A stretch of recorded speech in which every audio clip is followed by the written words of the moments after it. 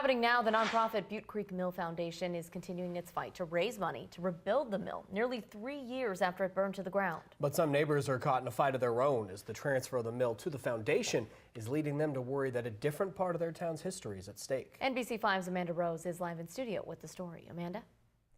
Craig, Kristen, the Butte Creek Mill has been a part of Eagle Point since 1872, and it's not just the mill but Little Butte Creek behind it, which has been providing water for some residents in the community for generations.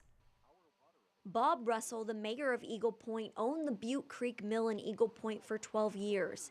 He remembers waking up on Christmas morning nearly 3 years ago to see the mill up in flames. And so the fire, there wasn't too much left, so we've tried to keep as much of the original as we possibly can. But Russell wasn't the mill's only owner. It's been a historic landmark of Eagle Point since 1872. About 100 years ago, Russell says the mill's owners and some residents living on Royal Avenue made a verbal agreement, one that Russell and the mill's previous owners have always honored. As that water comes to the mill, they just siphon off a little bit of it for their irrigation, and it's been really easy. The agreement was that some residents could get water from Little Butte Creek from an electrical meter that also powers the mill. Pumps water out of this mill race underneath the street. But since Russell sold the mill to a nonprofit, the Butte Creek Mill Foundation, they want to move the electrical meter that currently powers both the mill and the pump. The mill pays one electrical bill, and the Friar Ditch should be paying another electrical bill. President of the foundation, Susan Capilla, says she and others were unaware of any arrangement residents in the community had with the mill about the water. We were feeling badly about that.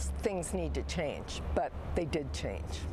The day the mill burned down, things changed drastically. Residents have until the 15th of September to find a solution, whether it means getting water from the city or to buy their own electrical meter.